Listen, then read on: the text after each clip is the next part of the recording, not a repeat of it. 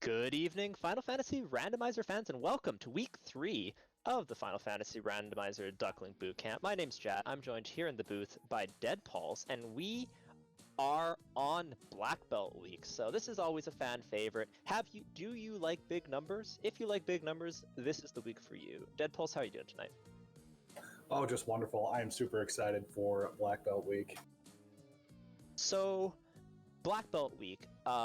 Just quick overview. The Duckling Bootcamp is a program that we run for 8 weeks in lead up to the Duckling Derby, which is a tournament designed specifically for new players to get involved in the Derby, or involved in the community. The bootcamp has 8 weeks of flags designed to get you ready to play in the next spring tournament or any of the other tournaments that we have running. And the bootcamp runs every Monday at 10 p.m. On Tuesday morning, the Duckling Weekly is going to come out, which is just the same flag set that we're showing off here for all of you to run. And then on Thursdays, we have the extra credits, which are flags with a little bit more of a twist, a little bit harder, a little bit more going on for people who, want extra credit and want to learn a little bit more about the further out edges of the game. So, with that being said, we have Dark Moon on Restream tonight. As I said, I'm Jat. I'm joined by Dead Pulse, and Gregly Puff, the Duckling Don himself, the Black Belt Master, is going to be running the seed. I think that pretty much cuts it for introductions. Let's get on to the flag overview.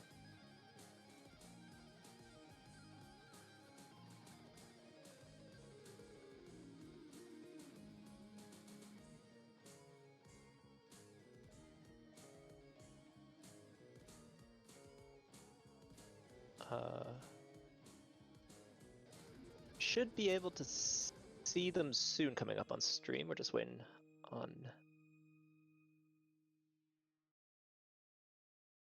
Okay, well, while we're waiting for the flags to come up, let's talk a little bit about Black Belts. So, Dead Pulse, what are some of the key parts that we need to be aware of for Black Belts?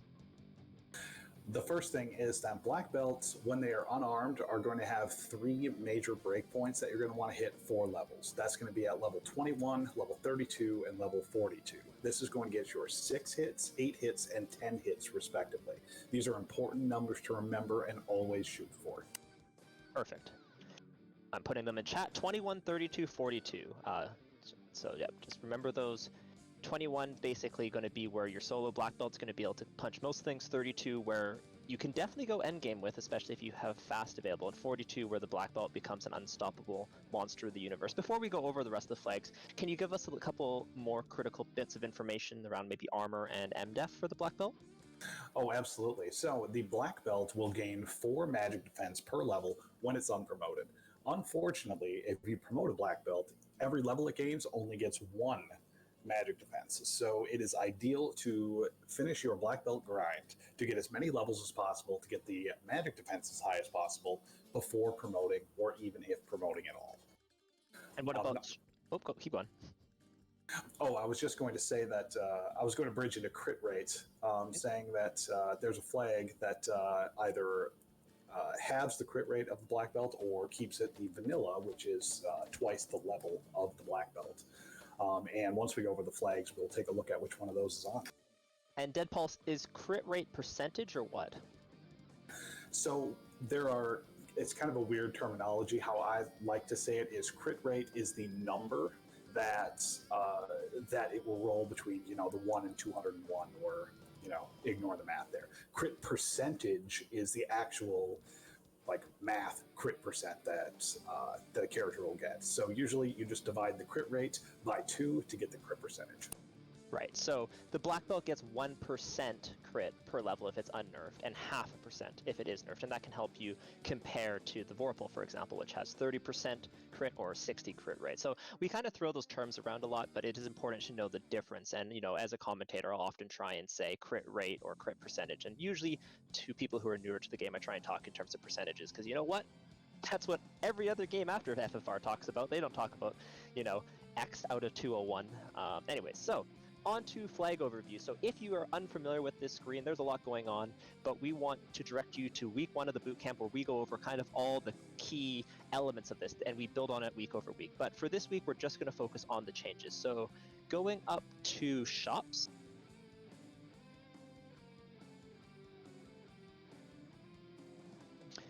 there is nothing changed here that is important for this week. It's basically the same as normal. You do have just tents, so make sure you always take a look at your consumables. That is important. And what I'm trying to show you is like what you should be looking at. Now, obviously, sometimes some other things are going to be changed, but this is all pretty basic. But look at starting inventory for just tents. Moving on to enemies. Once again, absolutely nothing special here. We do have shuffle status attacks on, which isn't always on, but it's been pretty common here. Everything else, more or less what you would expect.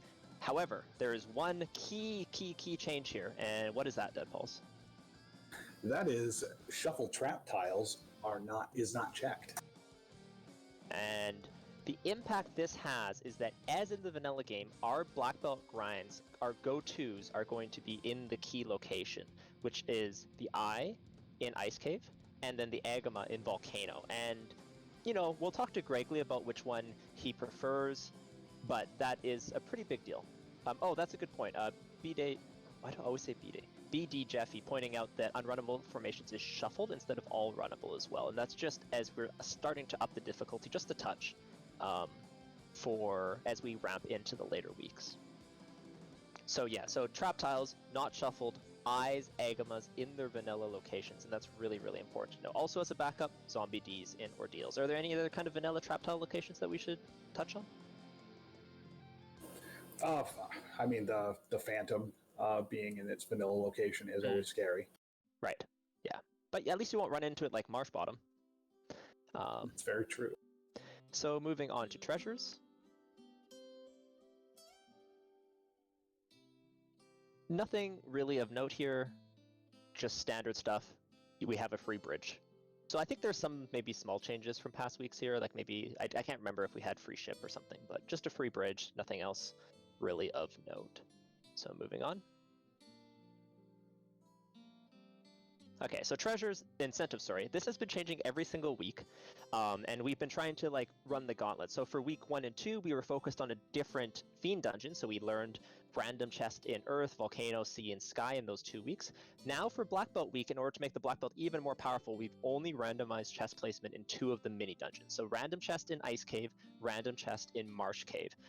Note that random in Marsh Cave does not include the key locks. So really, really remember that. There's no way that you can be locked out of Marsh Cave from the key, and that's important because that means you can't always go early and you know that you're not going to get stuck. So keep that in mind. But yeah, otherwise, Ice, Ordeals, Marsh, Titan's Grove, Volcano, Sky Palace, and I gotta say, Dead Pulse, we're far too kind to these ducklings. Incentive Volcano and Black Belt Week, what are we even doing? I was going to say we should have stopped at the free bridge. That's more than enough. And even kinder, we have an incentive defense. So once again, for the 3rd week in a row, locations equals items. There are going to be, every single one of these items is going to be in one of these locations. There's no quote-unquote like true duds. The most stud item that you're going to get here is the tail, and then the defense sort of kind of not required, but you know, nice to have, and then maybe the ruby depending on when you get the floater, but no true duds. Every location is going to have something, and there's no loose items again. So the defense sword, for people not aware, casts ruse, and that gives you 2 of the 6 evasion stacks that you need to get up to max evade. And this is really, really powerful on a high level black belt because it pretty much guarantees that you can solo any fiend as needed if you even get down to just a single black belt. So a nice pickup there. It's also really good, I find, on your life caster. If you know your black belt's punching against crack, and you can cast defense on your life caster turn 1, just to kind of give it a little bit more evasion to hopefully survive one more punch. I know in my race the other day, I cast Invis 2 and my life caster lived with like 15 HP or something. So that little extra evasion can make a big difference. Yeah, moving on. Goal. Quick note, Canary Locked is not on. So if you've been playing a lot of Spring Tournament or the last 2 weeks, like don't get trapped with, oh, I got the key, I gotta go check Canary Locked. You're not gonna find incentive there. Key is a dead end. Of course it's needed to win the game, so still important, but the key is much more similar to the loot than it is in other flags. So goal, nothing changed. We're still defeating Garland. Defeating Garland. Defeating Chaos, lighting 4 orbs, everything same as usual.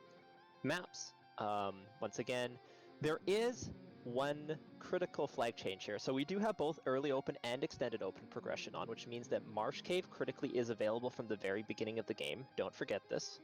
That doesn't mean you should go to Marsh before Provoca, but it does mean that you can get to Marsh. So, if you don't have the ship, if like your first 3 items are Chime Cube, I don't know, Floater, well, you still have places to go, so don't forget that. And then, of course, save game when game over. And what does that do, Dead Pulse? So when your party gets defeated, instead of reverting back to the previous save, it saves the game and spits you out at whatever dungeon you were or wherever your last quote unquote save was, with all your characters alive, full magic, the works. And so this does mean that if you wipe on your grind, we got your back. For 1 seed and 1 seed only, you will not be punished. But, do not reset after you wipe. Crabcake's also giving some high-level strats, but yes, make sure that you do not reset when you wipe. Let it go all the ways out, because then you're going to be safe. If you reset, you will lose everything. So please be very, very careful before you reset. Crabcake's also pointing out a more advanced strategy, which is that when you finish your eye grind, well, the fastest way out of Ice Cave might just be to die. So keep that in mind as well. Yeah, I usually, when I have save game when game over on, and I have a black belt, I will look at the first armor shop, try to get like a cloth armor or a copper bracelet just to have in my inventory. So when I'm finished with my grind, I can just equip that on the black belt and it will reduce their armor from, 32 or 42 down to 6. So that brings up one more point on the black belts that we didn't talk about, which is their absorb. So how does that work?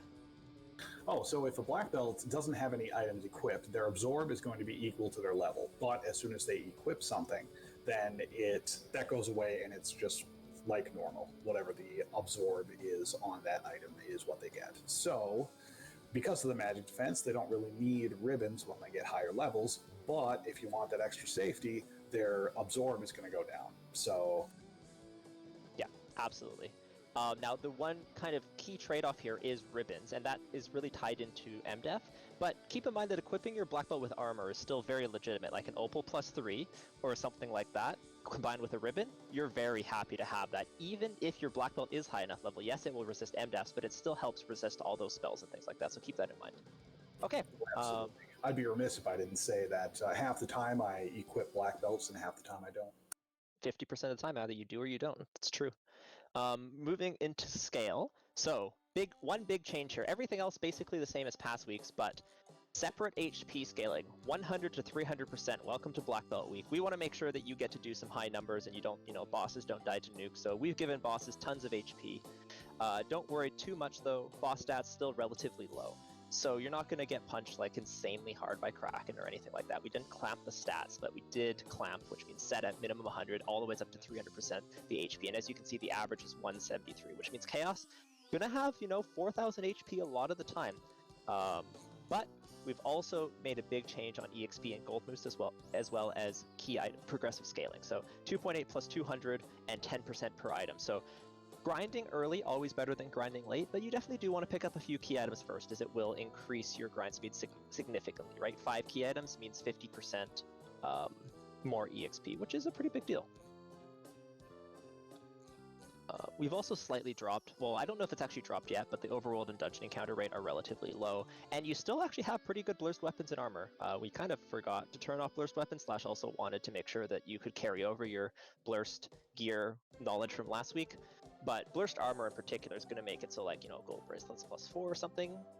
Consider equipping your black belt, as Hate mentioned in chat, with Opal Cheerio plus ribbon plus pro ring. Very unlikely for them to roll down. Okay, moving on. Party. Not much to speak of. Black belt is forced. You don't want one too bad. I'm sure someone's still going to dan off the black belt and run with a fighter or something like that, but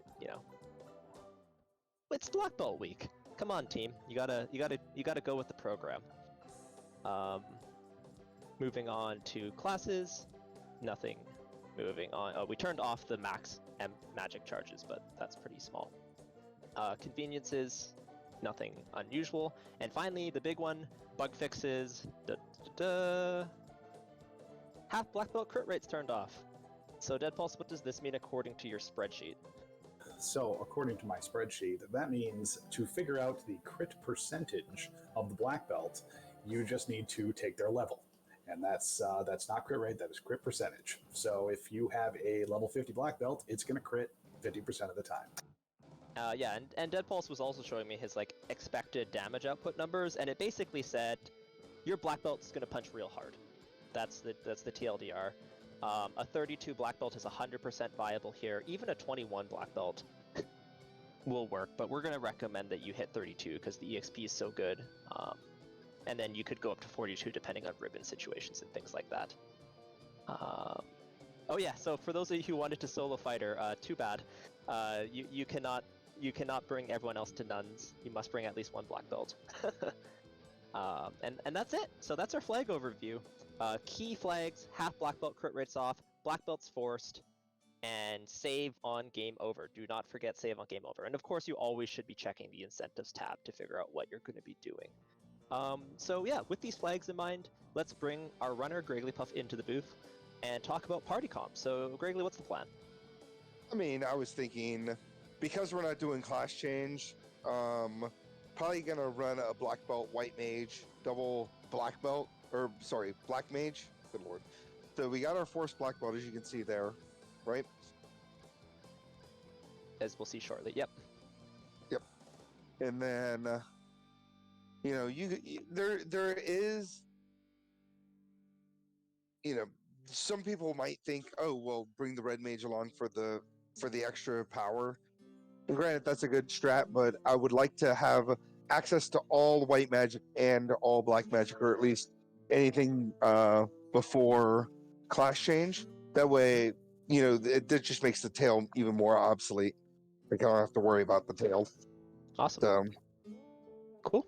Yeah, black belt Oreo as we call it, or black belt white mage, black mage, always an excellent comp. It also has the nice bonus of being able to run fairly well with the two black mages. Its downside is that it doesn't 2 or 3 man very well. You're basically going to keep 4 people up. Well, you're going to be binary. You're either keeping 4 people up or you're keeping just the black belt up, right? There's not really a big in between. Yeah, Dead Pulse, I like this comp, obviously.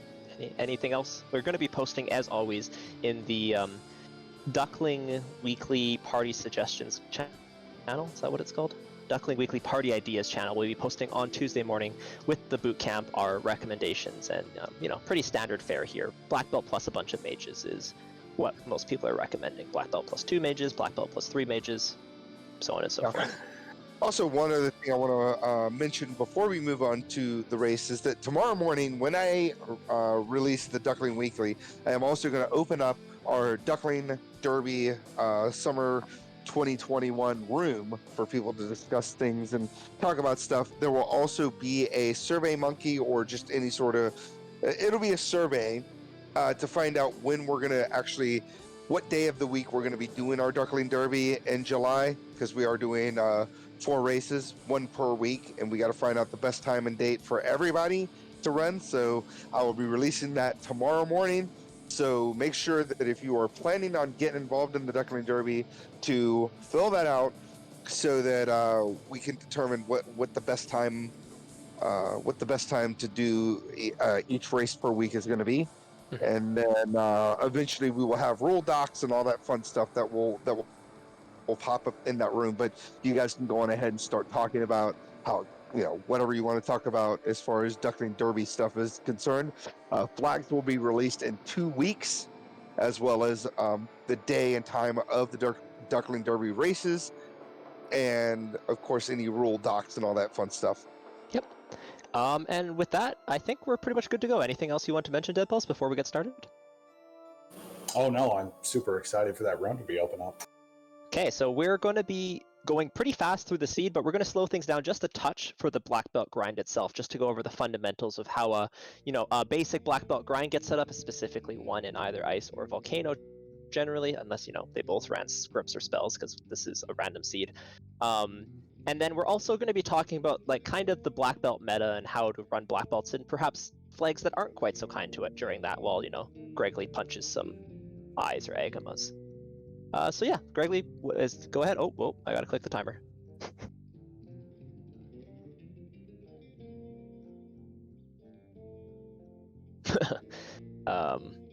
That's certainly magic that exists. Yeah, that feels bad. Okay. This is good. Excellent. With this boss scaling, specifically with Garland, that does affect Garland. So Bane is a great spell. Any of those instant kill spells that you can get to take out Garland gonna make your life so much easier. Yeah, so Gregory's stopping a little bit here for the magic just because there's actually some decisions, but as mentioned, we may be going very fast through the later ones. So if you want to catch a little bit more on black magic, we will we talk about that in the boot camp one, and we're also more than happy to answer any questions in the new player Duck Pond. If you aren't already part of our Discord, we highly recommend you join, so that way we can answer any questions. You can participate in the weeklies, and of course you will be required to be part of the Discord in order to participate in the Duckling Derby as well. We're also friendly. We have food talk and flame about what Final Fantasy is the best. So what would you be taking for magic here? This is pretty tricky. I don't actually know if I would pick up Bane. I might just go Fire 2 Warp Lock on both my black mages, but what are you thinking, Dead Pulse?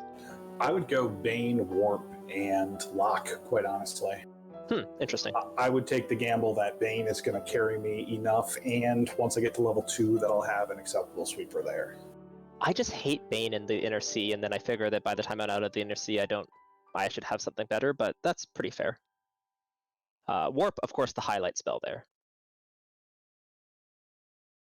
Yeah, I'm gonna have to agree with what Crabcakes is saying. Oh yeah. And chat with these stats, you're never gonna need a lock, which is why I picked up Fire 2. I feel like Fire 2 more important in places like ordeals, potentially Ice Cave or Marsh or something like that versus, I don't know. I don't see. Oop, Garland's gonna be annoying. Note, using those free tents to save, a nice play here. You don't really need 10 tents for your early game, so using one here just in case Garland is annoying like this, is a good thing. It saves you some time on walking back. Yeah, and Crabcakes is 100% right. You don't really need lock on the scaling. I always like having access to lock, but you definitely don't need it in this scaling. I have tried to get into the habit of not ignoring lock even when I don't need it. So yeah, I will cede the argument that with this you don't need lock, but as a general rule, I would like to say if you can get lock, please do. Yeah, when it's just either lock or nothing, get lock all the always pick up lock. It's not a sometimes this is helpful. Well, I mean, it is a sometimes this is helpful spell, but it's a really, really important one to have. It's not like a heal 1 or something like that. It's a very different tier. Okay, so remember, when you're going to Canaria, what you should always be looking at is, are there heals and is there save items, specifically houses and then either cabins or tents. Those are kind of the 3 questions. Are there houses, are there heals, and are there cabins or tents? Because there will always be softs and pures. Also notable, when we're not opening many boxes, but we're going to punch a lot of enemies, our mages may end up very under-armored. So finding gold bracelets and pro rings in the armor shop is quite important. Now, if you're going very, very, very, very fast, you definitely don't need them, because you're going to be often just saying I don't need to armor my mages at all. But a general rule of thumb is for the armor shops, you should always be looking for gold bracelets, pro rings, and in the early game, chain armor. So those are just kind of With that there, I would be impressed if Greg looked at any other armor shop. Yeah, for sure. I probably won't look at them, to be perfectly honest. I guess, just more on the heuristic side of the general thought process of when you're going into shops. Canaria, item shop, are there heal pots, are there tents or cabins, and are there houses? And then in armor shops, gold bracelets, pro rings, chain armor. Those are kind of the key things you're looking at. And then of course you can pick up whatever else if it rolls way up, or wood armor plus 6 is pretty good armor.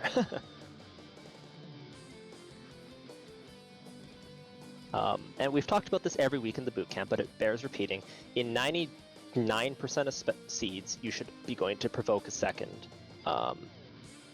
After you kill Garland, go to Provoca, and then you can start making routing decisions. But prior to that point, there's not that many routing decisions to be made. Sometimes if you can't kill Garland, you punch imps to go to Provoca first, then kill Garland, but Garland and Provoca in some combination should almost always be your first play. Also, you can point out that you can just go straight to the pirates if you know you can kill the pirates pretty much more than 50% of the time. No reason to check magic. Just go on ahead and go kill them. I talk about that in one of my VOD reviews, but yeah, the key to the pirates is if you can kill it, go pirates first, unless there's buff pirates on. You don't need to save, you don't need to do anything else, just go fire to the pirates. And the reason is so that way you get the money before you go shopping. Oh, probably should track things. Oh, Dead Pulse, quick on the finger. Oh yeah. Okay, so we found some nice cheap tents. I like 20 there. No need to check armor shop. And see, this is the type of play that I want people to start making, which is that you're always looking in a store for something. So in that case, we don't need to look in the armor store because we're not looking for anything anymore. We don't care about chain armor because we aren't running a black belt, and we don't care about anything else other than pro rings and gold bracelets. I guess silver bracelets plus X would be nice, but not mandatory by any stretch. That's pretty good level 2 magic. Yeah, I'm on board with this. So standout spells. So I'll give my classic fast explanation. So fast is a very important spell for late game melee damage. The way fast works is you basically have a hit multiplier, and it starts at 1, and it can go to maximum of 2 or down to a minimum of 0. Okay, so when you cast fast, it moves you up on that chart. So you go from 1 to 2 in most scenarios. However, if the boss casts slow 2, then that moves you back down. So, if you cast fast, you go up to 2. If they cast slow 2, you go back to 1. You can cast fast again, go up to 2. But you can never go higher or lower than 0. Now, 0 isn't 0 hits. It's always exactly 1. But it's pretty bad if you're there. So that's why fast is always worth picking up regardless. But in this particular case, it's just going to supercharge this black belt's damage. And I think it makes 32 definitely viable, although no ribbons, no wall. We'll see. EXP is also really good, guaranteed eye. Yeah, there's something to be said that, honestly, I don't think there's going to be much difference between the time between a 32 and a 42 black belt, because the extra time spent grinding to 42 is about what you would save by having a 42 black belt going through places. So it's like 10 eyes, right? Yeah, it's not that much time, and it's a lot safer. So I would, if you were gonna, hold me to it, I would say go to 42. It'll be good. But if you want to push it, if you want to, I got to go faster than this, 32 is acceptable as well. Yeah. If we find a ribbon, I would probably just go 32 and just be totally fine with it as well. But that's reasonable. So this is exactly where extended open progression comes out. So if you're using the emo tracker, make sure you remember to turn on the EO button for extended open, because Marsh is available right now, and that's critical because it has a progression. Well, Marsh or Elfland item shop has our progression, but we do need to make sure that we remember that you can go there. We're not stuck. And in this case, so Dead Pulse, what are some of the considerations when we're going to Marsh first or Elfland first? This has actually come up a lot in the spring tournament. So basically, I would go to Marsh first if I had a quick way out. Now, I say that, and we have save game 1 over. So technically, I've got a quick way out. So if I have my save items, or at least 2 save items, I will go to Marsh before I go to Elfland if I have a sweeper. And since we have Fire 3, that's going to take out pretty much everything in there. I think I'm good to go. Yeah, absolutely. Yeah, the general idea for Marsh is, do I have a sweeper? Do I have warp or exit? Then if yes to both, 100% yes, Marsh first. If the answer to one is yes, then then it's a little bit more of a decision. If the answer to both is no, go to Elfland. But in this case, of course, we forgot that we had the adamant, which led to the canoe, which makes extended open not important anyways. But you know what, we're going to stick to our guns and say we would go to Marsh first regardless. Now, Gregley's deciding to go bottom first. So what are the 2 options with this Marsh cave? And why would we choose one or the other? Because this is random chest and dungeon Marsh, right? Yes, correct. So basically, there are 10 chests here. Okay, that's awesome. So you can either go top first, which is a shorter trek, but you're going to get access to 4 chests, or you can go bottom first, and you have access to 7 chests. Now, 4 plus 7 doesn't equal 10, but wait a sec, there's a link chest. The one that Greg just checked is also available on top.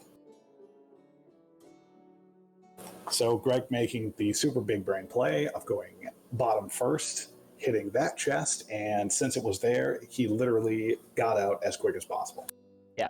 And with black belt strats, we are not opening any chests. Like, yes, a ribbon would be nice, but our win condition, black belt. Our way we're killing boss, black belts. The way we're tanking through things, black belts. The way we're getting MDef, black belt gets a lot. Ooh. The way we're tanking through Thunder in the early game, with our face. Yeah. And so yeah, so we don't really need boxes. Now, welcome to the joys of Final Fantasy Randomizer without all unrunnables, which basically everyone in this community has been spoiled with for like 4 months or something at this point. Was Dab all unrunnable, Dead Pulse? That was weeks ago. I don't remember that. Okay, well, anyways, welcome back to Runnables, where you actually need to conserve some resources in dungeons, or else you can get stuck and not have a way to kill things. So do keep that in mind, that you can't just run from everything. Sometimes you really need to make sure you have a cast of fire in Ice Cave, for example. Okay, so the new in particular is a really, really nice item in this flag set for a couple of reasons, but one of them is that it opens up access to both of our grind locations or both of our primary plan grind locations, I guess I would call them, of Ice Cave and Volcano. So we should probably talk briefly on like grind selection. Now, Dead Pulse, do you prefer the Eye or the Agama as your like go-to, and like which one would you be thinking about here? I prefer the eye tile, and I'm going to tell you why. You can usually start that grind earlier, so you don't, like, if you're below level 16, you're probably not going to kill an Agama that quickly with just a black belt. And especially with this magic not having Ice 3, I'd absolutely lean towards the Eye. Oh, and Ice 3 is level 4, but the point still stands. The Eye is going to be easier to kill. It's going to be about the same experience as the Agama. More. Yeah. It is a little bit more, like, what, 5% or so? No. It's like it's quite a bit more. It's like 3,000. It's, yeah. I'll get the actual numbers, but continue. Well, that just makes it better and better now, doesn't it? But I will say that the Agama is tempting. So if I had the levels, like if I was 16 going into this, I would definitely do Agama, because the Agama tile, you don't actually waste any encounter steps. Like, you don't have to walk off the tile. You can just go back and forth between the two, so it saves a little bit of time there. Yeah, and it's like 20% more based off very rough Twitch maths. It's 20. No, it's more than that. It's like 2,400 versus 3,200. So that's the Eye. Actually, I'm just putting it in chat. The Eye is quite a bit better. So yeah, the what's the reason that we don't normally do the Ice Cave grind as preferably? And like, I guess I can answer this. So the reason we don't normally like the Ice Cave grind as much is because it's dangerous and you got to get out. Versus Volcano, there's very few encounter-causing steps, and then you just kill carry to have a one-way ticket out of Volcano. But because we have save on game over, the danger is just not as big of a deal. Like, yes, it wastes a little bit of time if you die, but it's just totally fine. So for that reason, the Eyes probably should be most people's go-to, especially if you can survive the trip down. Another thing I want to note is that Greggly Puff filled up on heals. That's something that you want to do as soon as possible, because your grind is going to require probably a couple of those heals. Yeah, so we're going to talk later about like other possible grind locations and flags that aren't this, but for the purpose of this one, you don't really need anything other than just a bunch of heal pots, and then as usual you want to buy like 1 soft and 10 pures, and then you're pretty much good to go. A couple more than 1 softs is good, but if you can only afford 1, that's kind of a good starting point. If I'm leaving the Inner Sea with 30 tents, 90 heals, and 10 softs, or sorry, 10 pures and a soft, I'm usually feeling pretty okay about things. There is a decision here, actually, Dead Pulse, that hasn't come up often, which is we have Warp, but it's random chest in dungeon. Do we clear for the item first and then do the grind, or do we try and clear for the item after the grind? I think I clear before the grind. Yeah, with Warp in particular. Yeah, right? with Warp in particular. And even without Warp, I think I'd probably still... Well, without Warp, you'd have to pretty much Oh, yeah. go through the entire dungeon, so you kind of have to. Yeah, then you have to clear. But no, I mean, with 10% experience per key item, it really does pay for those first like 5, 6, 7 key items. It just increases dramatically how much experience you'd be getting. Yeah. Hey, look, we have runnables again. This is so novel. And there will be a number of flags in the boot camp as well as the Duck Derby itself that have unrunnables turned back on. But there also are a few where where everything's runnable. So make sure you're getting used to playing with both.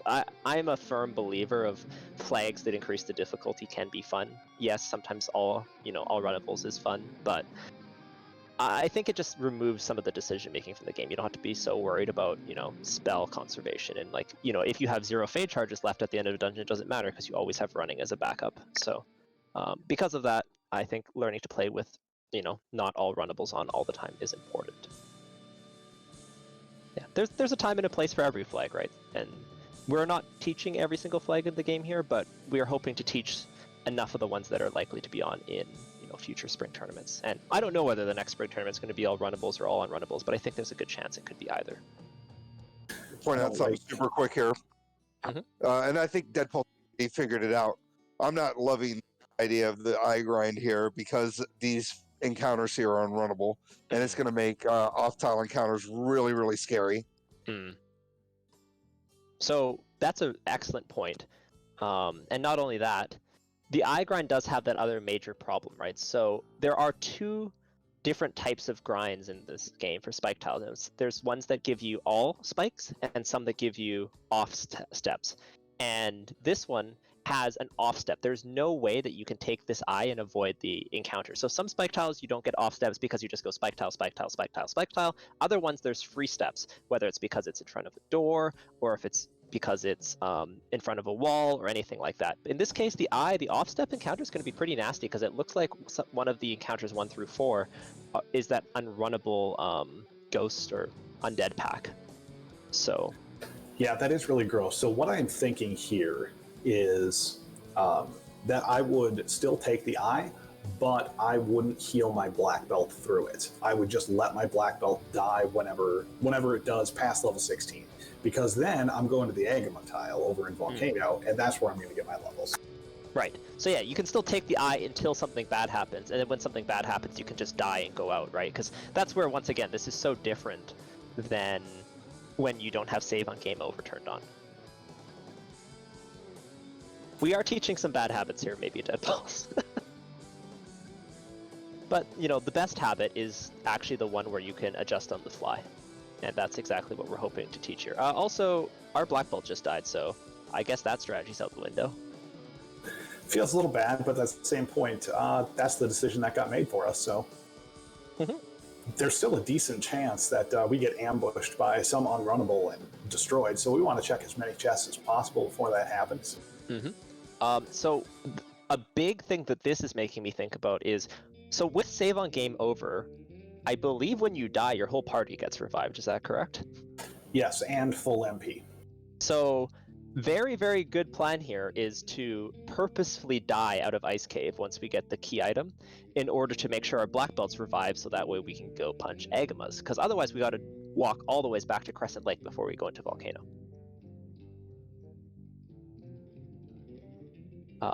There's a question in chat. So depending on which spike tile the eye is placed on in Randomizer, there might be better EXP grinds. So this is a very complicated, well, in this particular flag set, the answer is no, because we haven't randomized the location of the spike tiles. But there's kind of multiple parts to this answer. There are 2 different types of spike tile. There's A sides and B sides, essentially. And depending on which one is turned on, that answer changes. So in A sides, which is what we're dealing with here, the best spike tile will be the eye, unless it has some awful script or spell. We were actually just talking in chat, or not chat, in the Duckling Dawn room about how to deal with that, and we kind of have a ranking for you of like best to worst in most situations. With B side, it is very much more so the tile that you find that's safe and that you can kill is going to probably be good enough, because there's lots of high EXP encounters on B sides, but they tend to be quite dangerous. So I hope that answers your questions. In this flag set, you want to do the Eye or the Agamas most of the time, and then maybe occasionally the Zombie Ds. When it's A-side shuffled, it's the one that you find first that you can take is going to be good enough, and then ideally, once again, it's like Eye, then Agama, then Red Ds or Blue Ds if they roll down, and then Frost Ds or Zombie Ds. Then Zombie Ds, then Frost Ds, or then Frost Ds, kind of in that order. And then on B-sides, there's a lot that are great, but you have to figure out which ones you can kill most importantly. I guess the other spike tile of note for A-sides is the Metal Slimes, which is excellent, but not so good for the Black Belt because you need Fire 3. So we're kind of at the point now where we know that fire is where our progression is, because we got the tail out of Ice Cave. Mm-hmm. I'm gonna pull that. I'm gonna post that list that I just mentioned in chat. We just made it in the Derby planning.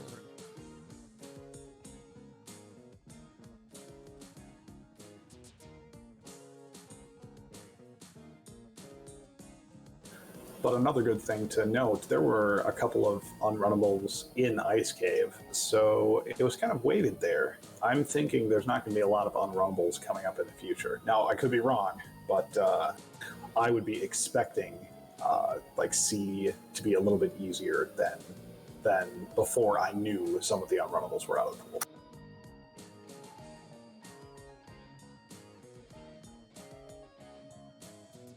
So yeah, so I just posted in chat, I, Blue D for HP, excuse me, Red D if you can kill it safely, then Agama, then Zombie D, then Ice D.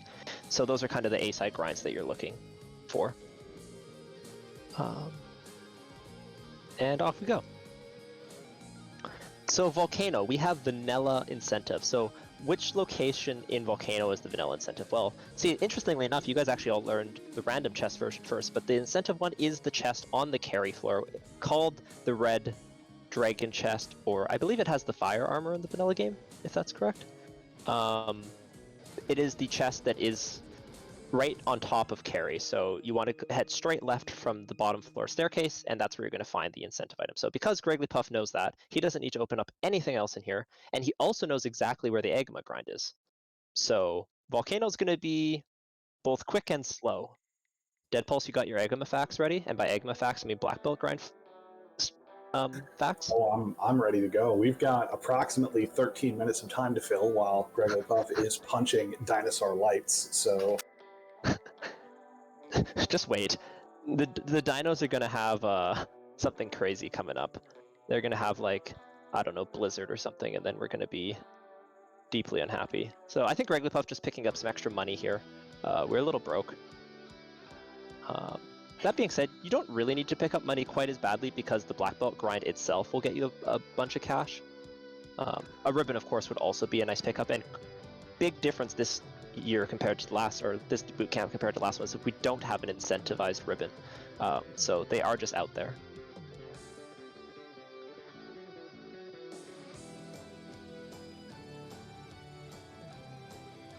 And a ribbon would be nice with our black belt currently at level 11 with that wood armor and cap.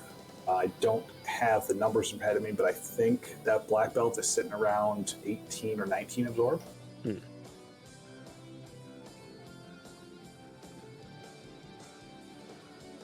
Okay, so the most important tile coming up. Okay, we survived. Now, note, I don't quite know if... Yeah, okay, I was gonna say, I don't quite know if Gregory wanted to go quite that low, but you can very much use the fire tiles here to get your party members lower HP if you want them to die off. But in this case, a very important part of grind. Okay, so we're on to grind starting. Now, how do you start a grind? Well, the key thing at the beginning is to make sure that you don't go down to a single party member too soon. What you're really looking for is that your black belt is maybe not quite one punching, but ideally at least two punching before you start going down to a single party member. So this is, you know, we are starting to shrink our party here by moving the mages to the top row, but, you know, we're still not like waiting or anything like that. Other key considerations, if your mages are armored, you don't want to take off the armor before you want to start letting them die off, but if once you do, make sure you take off all that armor. Um, so, yeah. So let's go back to like breakpoints. So I think taking the full Scorch, kind of annoying, but not the worst actually. I think taking the full party all the ways up to 21 is a little bit excessive here. But you probably want to be taking, a few characters into, whole party up to 16 or so, and then maybe start letting characters die off then, and then maybe go down to 2 men until you're 21, and then kill off that white mage once you're 21. That's roughly what I would be aiming for. What do you think, Dead Pulse? Yeah, since fast rolled level 2, and I really don't need any other charges of magic, because let's be honest, I'm going to cast fast once and most things are going to die to it. So the black mages are just there to get my grind off the ground. As soon as they run out of magic, they're dead.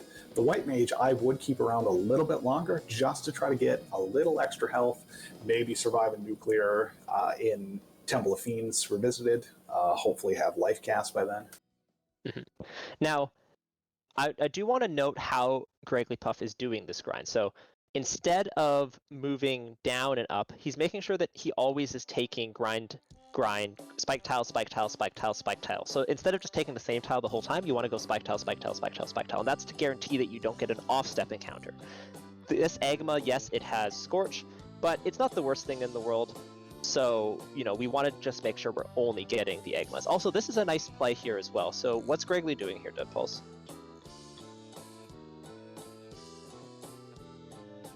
Oh, hold on. I was watching the wrong screen.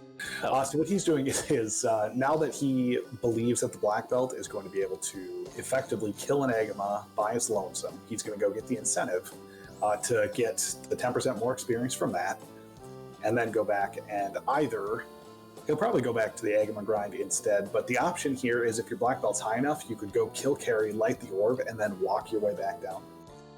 Mm-hmm. Also, I love the use of Bane here. I believe red Ds are susceptible to it.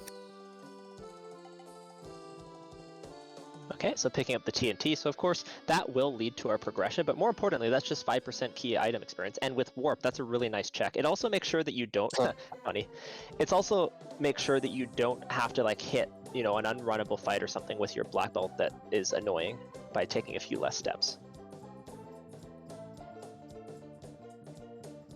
Now, there's been a lot of talk in the Spring Tournament about black belts, but the key thing to remember with black belts is black belts make Temple of Fiends Revisited not as challenging, perhaps, in terms of decision making, but how you set up your black belt grind, there's minutes to be lost or made depending on how you do it and how you execute on it. So black belt grind itself is an important skill to learn.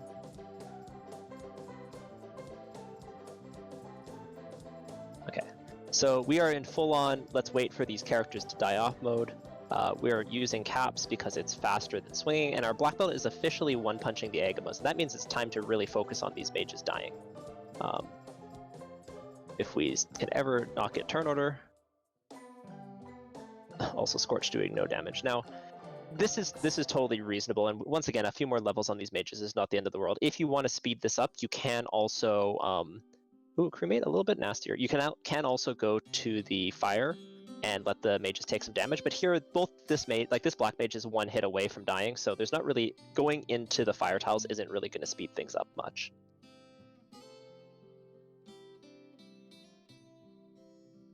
So there is a very legitimate consideration on if you want your white mage to get a few more levels just so your life caster can, but we're probably going to be walking grinding a little bit because of the fact that there's unrunnables. So, your white mage being in the, Greggly Puff just doing this to show us what it looks like. So yeah, just walk across the fire tiles, get that white mage down a little bit, make sure you heal your black belt up afterwards, and then now that white mage will die to the next, heat, right? That's the bad fire spell it's using. Scorch. Yeah, the Scorch. I wish... It's harder for the Agama to kill off things with Scorch. It would have been better if it would have punched the mages down, but... Yeah. And also, Greggly was going to unequip and then realize it's not a big deal because it's going to die to, air at this point. Agama punching pretty hard, but black belt okay. And some nice juicy EXP there. What I like to do whenever I have my grind finally set is I will make a mental note of how long it takes me to go in and out of battles and about approximately how much experience I'm getting to just have it be like an experience per second number, and that I can gauge either A, how long it's going to take, or B, how good of a grind it is compared to something else I could be doing. Mm-hmm. Well, I just find it, this is your standard polarity when you're trying to do a grind with a black belt, is that when you have a full party up, you'll notice that the thing you're trying to grind on is going to be way safer than it is when you get to down to a solo character. So you guys noticed it was doing Scorch and Cremate and like skills and stuff like that. And the second I was down to a solo black belt, it started attacking and hitting 2 hits for like 70 damage. It's just is what it is. So, but you could see there, I really want to point out that critical 21 breakpoint, right? We went from 2 hitting this, barely killing it, to now doing 350 damage as soon as we hit 21. And that's because going from level 20 to 21 is like, what, a 30 or, no, it's like a 40% increase in damage, Dead Pulse? Yeah, just it actually increases it by over 50% from before 21 to 21. Right. So while Gregley's now, there's not really much else. At this point, the grind is pretty straightforward. Heal when you can die to a single punch. You don't need to really outside of that. Keep in mind that it can crit. So, you know, I would probably be healing anytime I got below 200 HP or around 200 HP or so. But let's talk about other black belt considerations. So if we don't have if we have A-side tiles on, but they're not in vanilla location, what are we thinking? And like, we kind of talked about the ordering of them, and I'll post those in chat again, but like, what are the other kind of math and things that you should keep in mind? Well, so there are 28 spike tile locations, and out of that, if it's vanilla tiles, you're going to have 30 formations. So that's 30 formations, 28 tiles. That means it's possible to not have an eye or an agama tile that you can find. This feels bad, but you still have all of those dragon tiles, the ones that Jat posted. So there's always going to be a grind that you can take, and for the most part should be able to kill. So when you're looking at the math on it, I always go with the number of 8. If on average, if I check 8 trap tile locations and the trap tiles are shuffled, I will find at least one acceptable grind for a black belt. And again, that's on average. It's not guaranteed. Don't be like Deadpaul said, all I had to do was check 8. What I'm saying is, over infinity matches, by the 8th trap spike tile you check, you should find either a dragon or an agama or something acceptable. And what tile location should we be checking? Like, what are kind of the key tile locations that we should, like, if we're going to name 8 tiles that we want to be checking, where are they? I like to go for the safer ones first. This is going to be Northwest Castle, where Astos is, because that is as safe as a spike tile gets. You can step off of it. You have no encounters to a save item. Temple of Fiends is also a pretty safe tile, unless, you know, zombies rolled, you know, nuke or something like that. But you'll be able to figure that out right away. After that, it pretty much goes to Earth. You have 3 spike tiles in Earth. We're up to 6 already. And then the next ones I would go to would be the 2 on the first floor of Volcano, or second floor of Volcano. The one in the armory and the one right before it. And then also the agama tile itself here being another safe location. Yes. So those are kind of your go-to tiles. So Northwest Castle, Toflocked. So those do need the key. So if you don't have the key in the early game, keep that in mind. And then after that, you can head over to Earth Cave and then Volcano. Those are kind of your preferred locations. Less preferred, Ice Cave. There's tons of distinct tiles. I believe it's 5. But Ice Cave can be very dangerous to get out of without save on game over. Marsh, there's a number of tiles, and with the key lock, you can get into Marsh a little bit more easily, but not really the preference going to Marsh Cave to do it. And then C is pretty atrocious. Oh, I should also mention Ordeals. Ordeals is not bad at all. One of them is free, like one of them has no off steps. The other 2 both do have off steps, but there are 3 locations in Ordeals, and Ordeals just isn't the most dangerous place to get out of. That's kind of the nice thing about it. Oh, you don't have to convince me. I love Ordeals. True. So yeah, so there's a rough idea for ordering for A-sides and what you should kind of be considering, the key trap tiles to be checking. Now, there's another meta thing is Greg finishes up his grind. So let's just quickly talk about finishing up your grind. You're 32, you leave your grind, you go kill carry, and then you go boat to Crescent Lake and revive your party. Not much else to talk about there. Maybe we don't go to Crescent Lake. We could go to Elfland, yeah, because we have the TNT to turn in. But go revive your party. Things are good to go. But we did want to quickly touch on another very meta play right now, which is the desert. So do you want to give us some information about that desert grind, when it's good, when it's bad, why we like the desert? Oh yeah, absolutely. So you will never hear me say like the desert is the best place to grind, nor will you hear me say it's the worst place to grind. Like, it is another place to grind, and I treat it like it's another spike tile to check.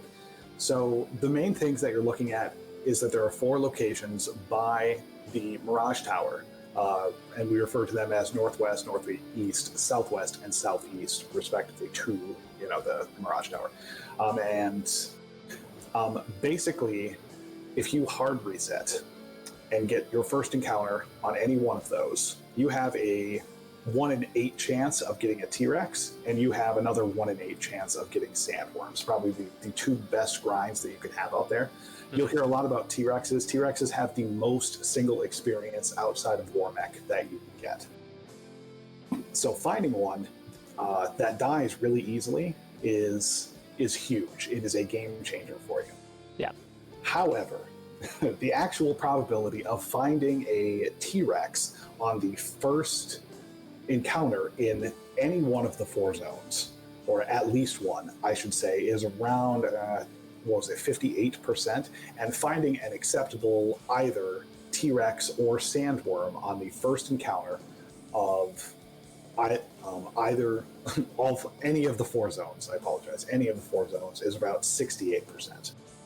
So it's not a guaranteed to go there and find something. So how do you kind of wrap this up? I would never go into a game and say, oh, I don't need to check spike tiles because I'll just grind in the desert. Sometimes it's going to pay off, but sometimes it doesn't. So don't overlook spike tiles because there could be a T-Rex waiting for you. Yeah, like for example, on A sites, right, we listed basically 6 of the 30 tiles are an acceptable grind, which is about 1/5. So that means every tile you check, not exactly, but it's about 20% chance that you find a good one. The desert's like a 60% chance that you find a good one somewhere, which is great. But if there's a long run off the power cycle, etc., it's not going to be the best thing. But it is a fantastic tool to have in your toolbox, especially if you find the T-Rex. Big thing to note is that I'll ask Wrigley to stop when we get there, but you can check the northwest and the northeast grind tile locations with the floater without having to land in the desert, because you can do it when you're near Ordeals or going to Lefane. So that's a really good little piece of tech to check out. So that's I will always do that if I still haven't found my grind. Is if I'm landing to go to Lefane, I will hard reset, check the first encounter, and if it's not good, just move on. Yeah, so there's your black belt grind masterclass. Now, B-side tiles, I don't like to B-side tiles are very challenging to create general heuristics or ideas on. There's a lot of variance to them, and you basically just try them until you find something that you can kill. Lord Fizzlebeef has a list of highest EXP levels, but really anything that's giving you a decent chunk of EXP and you can kill safely on B-sides is pretty much what you're going to be looking for. So, yeah. Another thing to note with the T-Rex is that about 50% of the time it's going to kill you before it.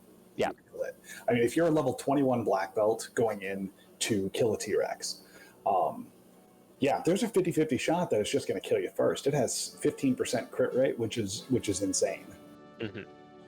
The T-Rex is a really good place to finish off a grind. So for example, a lot of the times I'll check the Ordeals. If I find the T-Rex there, I'll maybe go into Ordeals, get my black belt to 21 on a tile, whatever there, even if it's not great, and then I'll go finish my grind off on the T-Rex. The T-Rex is worth roughly 4 eyes, so it is significantly better, especially if you can kill it in 2 rounds. So if you're 2-rounding a T-Rex and you're 1-rounding an eye, and there's a relatively quick run off the power cycle, the T-Rex will get your grind finished about 40% faster or something like that. So I'd be pretty happy with the T-Rex there, if possible. So, there's a lot of considerations. It's not an easy skill to pick up, but it is one that you should learn. And we're hoping that discussing these concepts here, as well as, getting used to killing off your mages and stuff is good.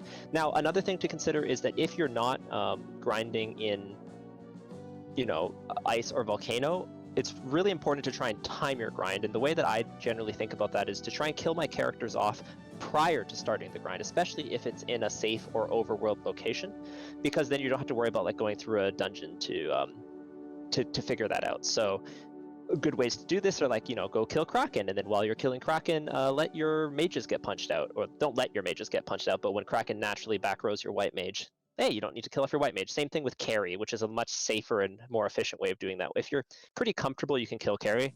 Let's say you have, a level 21 black belt with, fade on your white mage. You can put your black mages in slot 1 and 2 with 1 HP, and then just kill carry with just your black belt and your white mages. So, just those are some more, advanced strategies to think about, but I would definitely consider them. The last thing that I will mention about the black belt grind in the desert is not only does it usually require you to be level 21 to start it, but it is, here's how I put it for the math, like let's take spring tournament scaling, because my numbers aren't correct for this one. In the spring tournament, if I'm level 21, if I go and find a T-Rex right off the first encounter of the power cycle, that grind to get me up to 42 takes me about 14 minutes. So I can ascertain based on, how much EXP per second that's going to give me, and it equates to about 430. So if you translate that to what if I found a solo eye tile, should I take that instead? Those tiles in Spring Tournament generally equate to about 500 EXP per second, and that's just because I don't have to spend the time doing a save. I don't have the risk of death, usually with eyes, when that T-Rex crits me for 400 health and I have to use 20 heal potions between battles. Mm-hmm. But that 30 seconds difference at that point. That eye stat is specifically if there's no off steps as well. Like that's like a safe eye grind, which is really, really important, because like a single off step, especially if back in the days where there's unrunnables, an off step with an unrunnable ghost pack, your numbers are completely out the window. Not like your math dead pulse, but like that changes things a lot. So that's like the difference between a nice Northwest Castle eye versus buried in Sea Shrine or Ice Cave eye. Well, what I hope that this is getting at is sometimes you got to take the grind that's in front of you. Sometimes you're going to find Frosties that are a little evasive, but they're pretty safe. There's no off-step encounter. Yeah, you're only getting 350 to 380 experience per second, but it's here. You don't have to look for anything else. You might as well take it. Yeah, awesome. So with that, we'll kind of wrap up that discussion, go back over this. I do want to quickly answer a question from Magical Girl in chat. The Duckling program is a program specifically designed for new players to get into Final Fantasy Randomizer. So if each week for 8 weeks, we run a seed here on RPG Limit Break, except for 1 week we're on a different channel because there's something here where we're going to go over some of the fundamentals of the game. So week 1 was just kind of high-level routing, basic ideas about how to win. Week 2 was blessed gear, so blessed and cursed gear, so like what the pluses and minus after armor and weapon make. And then this week is black belts, and the future weeks will be other topics. At the end of these 8 weeks, we're going to have the Duckling Bootcamp, the Duck Derby, which is a tournament specifically for newer-ish players of the game to compete in kind of a fun Mario Kart style tournament, where they're going to play 4 different flag sets, one a week for 4 weeks, and figure out who gets crowned the most recent Duckling Supreme. And, Dead Pulse here, our most recent Duckling Supreme, is a shining example of the quality of players that come out of that type of program. So, yeah. Good luck. I'm not giving up that crown until I have to. True. So Greg was going to land here on Ordeals, and this is actually... he's continuing on. But if you walk around there, and I think the first run off the power cycle is insane here, but if you walk right where you land there in Ordeals, you will hit the top left, so the northwest encounter zone of the desert. So that's a place that you can check for sandworms or T-Rexes. Let's go back to this seed and like what's going on for this flag set. So after you do your black belt grind, so the goal of the early game is to survive, to get your whole party up to roughly level 12 to 14, and then get your black belt grind going. After your black belt grind going, your goal is to make sure your black belt can 1 or 2 shot the Eye or Agama, then kill off all your mages, then bring your black belt to either 32 or 42, then kill carry or die in Ice Cave. After that, what's the plan? Well, for the most part, the plan is going to be just blaze through everything. There's only one other dungeon that you're going to need to clear outside of Ice, which is Marsh. And outside of that, you basically want to be following Dead Pulse's 3-second rule, which is any chest that's 3 second or less you open, but other than that, skip it. And just going fast, opening incentive boxes and killing the bosses and going really, really, really, really fast. Yeah, with if we didn't have any dungeons that had a random incentive location, you would definitely see people finishing this. A lot of the veterans finishing this with under 10 chests opened.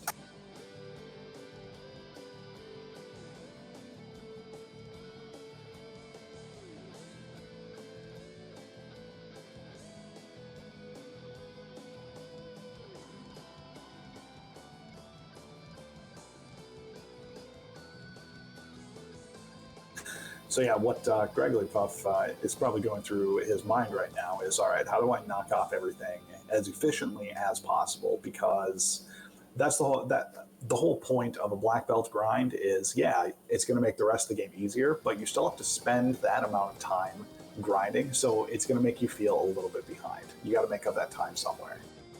And you can do that through efficient routing, not checking extra incentive chests, etc. Yeah, and not taking too many fights as well. So we're going to need to take a few fights, but that's another key thing compared to like the fighter player who's going to be trying to grind their whole party up because their mages surviving actually matters. Blackout comp, not so much.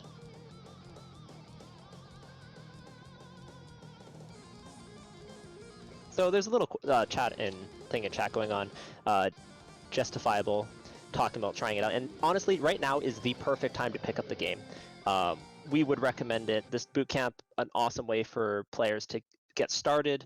We have 3 weeks of Duckling Weeklies, well 2 plus this one that's dropping tomorrow, available on the Discord for you to get started with these flag sets are specifically designed for new players. Plus you can watch the bootcamp videos from week 1 and 2 to kind of get an idea. And then I would highly recommend using Groggy Dog's site, which is in the resources on the Final Fantasy Randomizer page, to have up for like, you know, basics on spells and things like that for your first seed.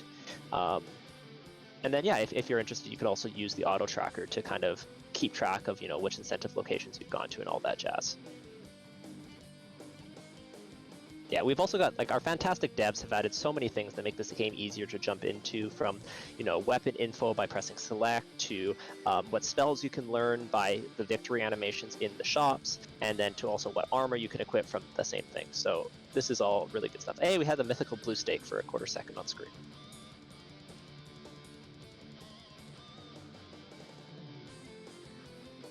Okay, so ordeals, crystal turn-in. Now, why are we not like, you know, okay, well, we don't have the chime or the oxale or the cube. That's probably a good reason. But like, why, for example, would we not be prioritizing going to something like ordeals or something like, or not ordeals, sorry, like Sea Shrine, for example, right now, Dead Pulse?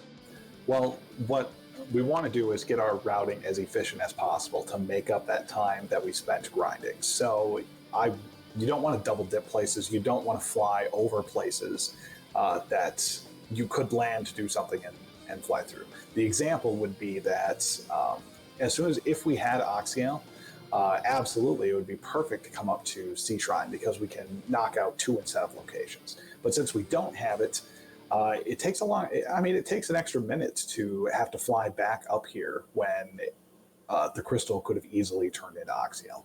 Right. And here we're checking the shop item, so we've determined that I believe it has to be in Gaia, which is a little bit unfortunate. But I think this was the correct play to go check these 2 shops. There's a 2 in 3 chance of the shop item being here, and then if that wasn't the Oxale, then there's a 100% chance that the Oxale was in Waterfall. Now, there is currently, because Gregley flipped a bunch of coins and lost, there's a small chance that the Oxale is just for sale in Gaia, but as mentioned, it's kind of unlikely. We're still very likely to just get the Oxale right here out of Waterfall. Once again, Sky Palace is incentivized, but it's in the vanilla location, which means both the chime and the cube are required. So it's unlikely that we're going to need that. You're saying that, Chad. Oh, actually, that's a good point. Have we not gone to Gaia? Have we gone to Gaia? I don't think we've gone to Gaia yet. Oh, okay. So there's the bottle turn in there as well. So yeah, maybe we go to Gaia before we do this, but once again, there's a 2 in 3 chance the shop item was here. It will be a little bit unfortunate if the Oxale's in Gaia, but not the end of the world. Oh no, this is the mathematical play, absolutely, because you have one guaranteed key item, and that's going to be inside of Waterfall, and you've got a 2 in 3 chance to get in the shop item, versus going to Gaia to have your one item and only a 1/3 chance. So right. Yeah, Sometimes JLo's pointing out in chat that I did mismenu the bottle. Oh, okay. That's not a I big forgot deal. that I had I forgot I even had the bottle to begin with. But again, we didn't know at that point that Shop the item vendor was item was exactly. Yeah, that's very reasonable. Okay, and we got the chime, so not the end of the world. We will be coming back to this continent, but just like overall, not bad decision making, but bad luck. I may have checked Gaia with the bottle, but of course, if we didn't have the bottle, I think this is 100% the play. With the bottle, there's an argument to be made to go to Gaia before here, but it's not a big deal. You basically, though, thinking of the areas broken up into quadrants and trying to full clear those quadrants is a good, rough baseline. I don't know about you, Dead Pulse, but I'm feeling a slab turn-in coming up. Like a slab chain. yeah, there's Yeah. there's another thing to think about, and that is we still have the herb, we still have the crown, we still have a lot of other things to turn in. So having seen that, my best case scenario was that Oxio was going to be inside of Waterfall. Since it wasn't, I pretty much knew I was going to have to double dip it anyways. Unfortunately. Except So it was. It was the shop item. Super sad. But we still do need the required cube as well. So, we're not quite in go mode yet. Speaking of, Oh, that's really good if this is the cube, because that means the defense sword is in Sea Shrine, and we don't really need that. you mean Sky? Oh, sorry. Yeah, in Sky. And there's our cube. And with that, we are officially in go mode. And you know how I was talking about slab and crown and herb and all that garbage? We don't need none of that. That's all blocking the defense sword. We get to go fast now. So this is the right play. Proximity route Sky while we're here, and then we'll head over to Sea Shrine to finish that off. We don't need to open any boxes. Now, I wanted to point out once again, Gregley did not check level 7 magic. We have fast. We have our win condition. We don't need too much else. There is, at this point, a small fear that like our life caster gets... Wait, do we even have life?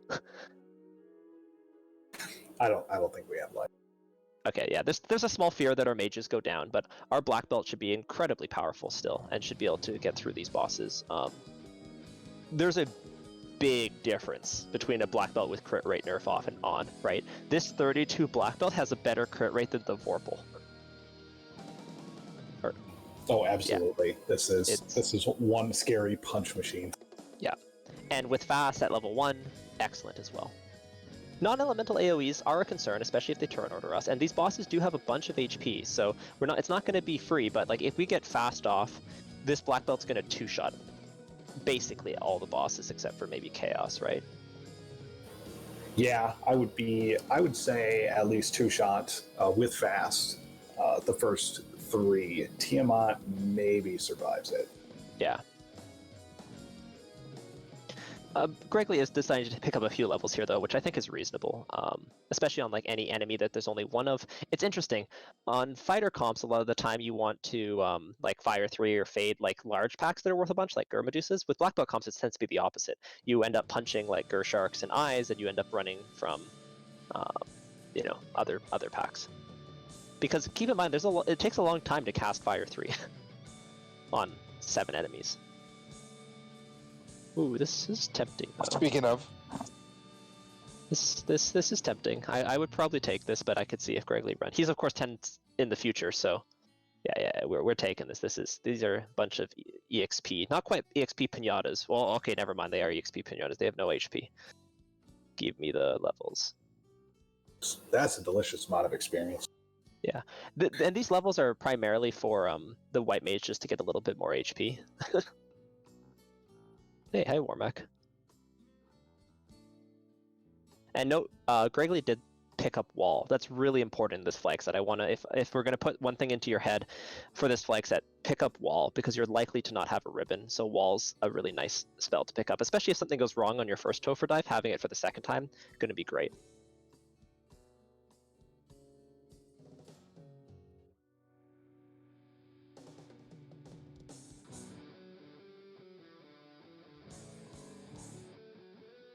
Okay, Warmech luckily just doing fire 2 things. Warmech with 1000 vanilla HP, gonna have between 1000 and 3000 HP here. I don't know if luckily is the right term. I mean, wiping to Warmech is not great, but seeing, Fire 2 and I think Lit 2 out of the pool for the Fiends, not exactly what I wanted. That's true, that's true. You kind of do want those on Chaos or Kraken or Tia, but so be it. Was that Warmech unrunnable?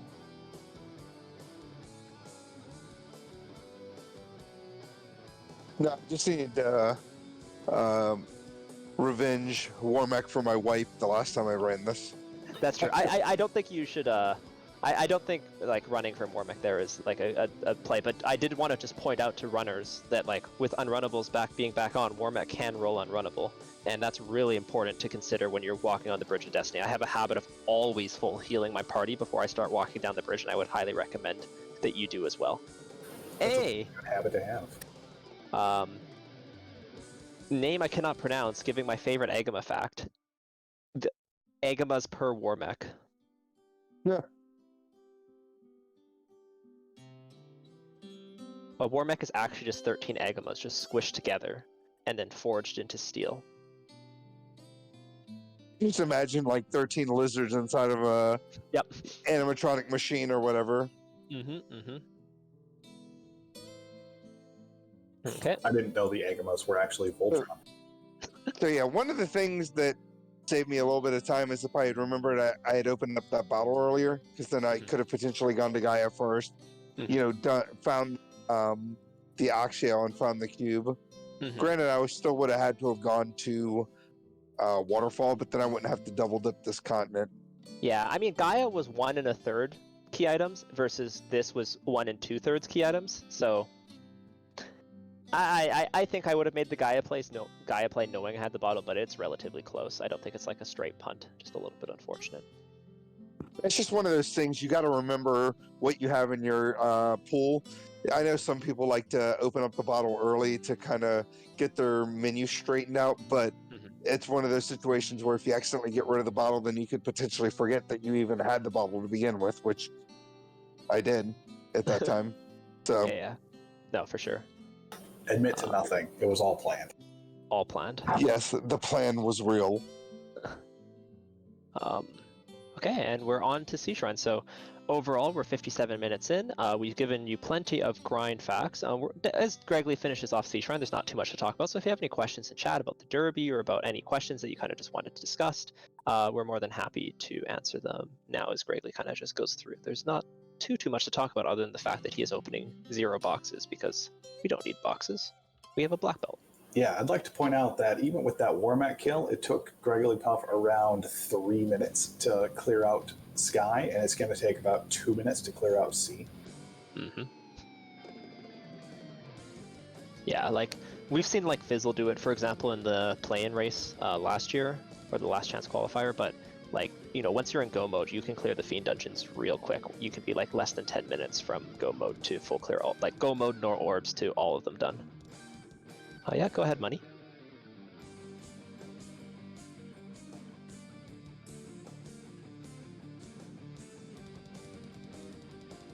While we're waiting for that question, there was one thing that I was going to mention if the grind took a little bit longer, and that was, I asked myself if there was one piece of advice I could give to new players, what would it be? And that is, do things for a reason.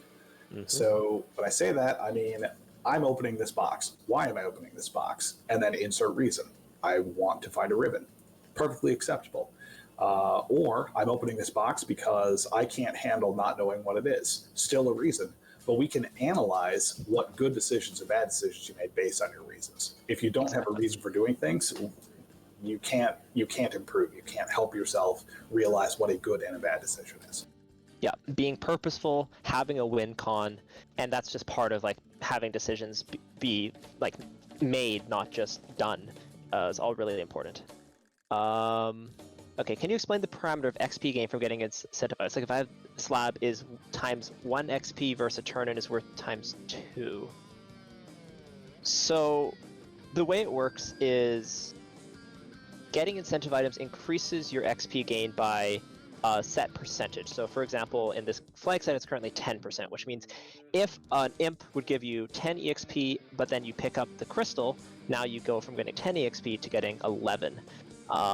If you have 12 key items, they don't stack. Instead, if you have 12 key items, it's 120%. So instead of getting 10 EXP, you would get 22. So that's how EXP on key items works, if that makes sense. Slab, it doesn't matter if it's translated or anything like that.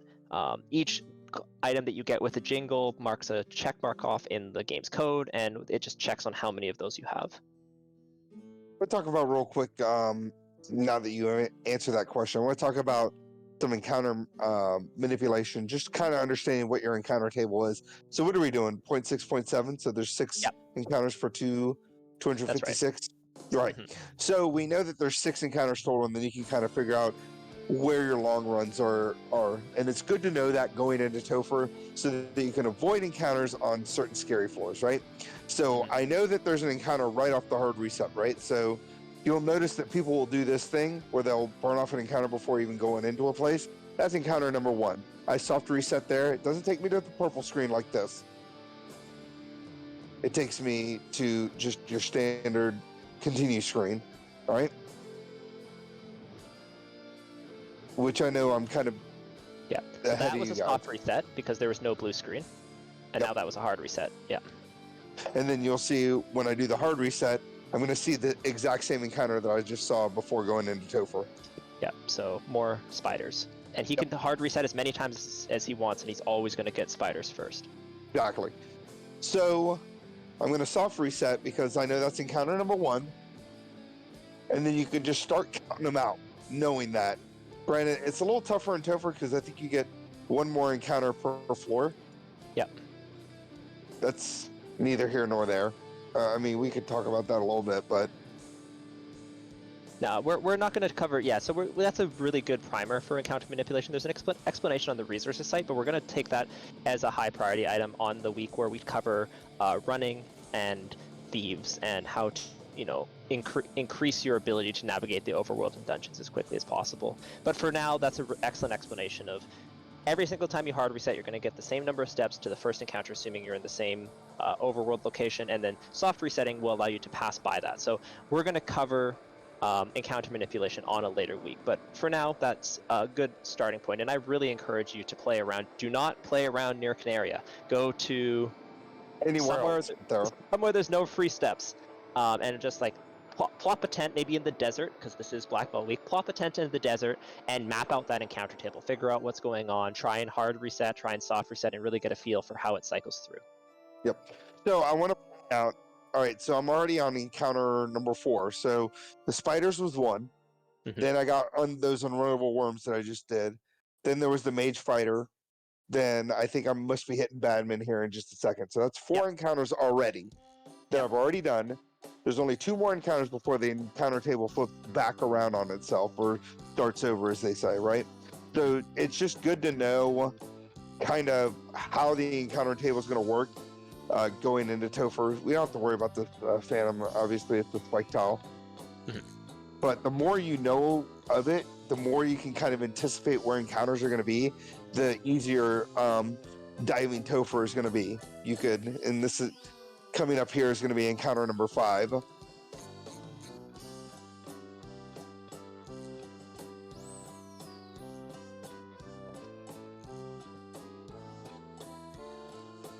So there's the Chimera pack, which is encounter number 5.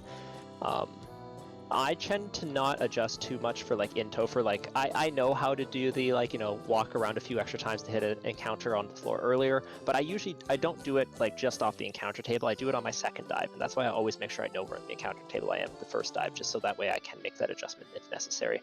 It's way more important, once again, when there's unrunnables, and that's why, once again, I like the unrunnable flag, because it adds, or allowing there to be unrunnables, because it actually adds decision making into the siege. We've already seen, I have to point this out too before I keep moving. We've already seen 6 encounters, and we're only on heading back down into Topher, which means that the encounter table is completely front loaded, right? Yeah. I think we're going to get a pretty big run here, which means that once we go through the encounter table again, get those 6 encounters, then not only we're going to see that big encounter run at the end of the second time through, but since it goes backwards, that big run is going to be on the front end of it, which is kind of... I'll let you guys explain that because I'm not making much sense. But once you go through the encounter table once, you go through it a second time. The third time through the encounter table, it actually goes backwards. So if you have a huge run at the end of the encounter table, then that huge run will be at the beginning of the encounter table the third time through because it goes backwards. Yeah. Exactly. Yeah. And you'll see it once we get there, once I count down all the encounters here. So as you can see, well, as once you will see in the near future, I am just blazing my way through Topher 1 and through the Earth floor, and I'm just now hitting my first encounter here. So that's back at the beginning of the encounter, so that's encounter 1 likely. Once again, there's the Topher slightly messiness, but... That'll be encounter number 2. Yep, so sorry is encounter number 1.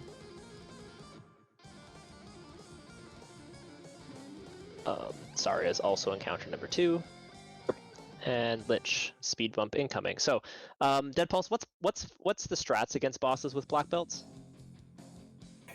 The strats with something like this is probably going to be having both of your black mages casting fast and your black belt punching. Now on Lich, the black belt punch should be able to take it out, but the reason that I say double fast is because it's level 2, so you have 1,000,000 charges of it while you have 6. So you can waste some, and it just increases the probability that it's going to go off before your black belt punches. Right. And against carry, for example, if your fast goes off first, you're pretty much guaranteed to one-shot carry. If your fast doesn't go off, it's likely 2 turns, but it's 2 turns in such a way that like an extra 200 damage probably doesn't help. So that's why double fast helps. If you are going to go like fade nuke, it's a little bit different, but without access to nuke here, fast is going to be the better play, and especially against something like Kraken.